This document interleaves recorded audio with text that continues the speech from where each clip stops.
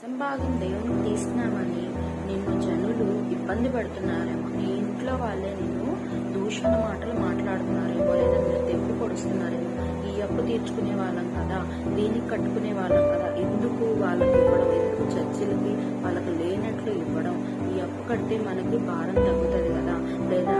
ఈ పనికి తీసుకొని కట్టుకుంటే సరిపోతుంది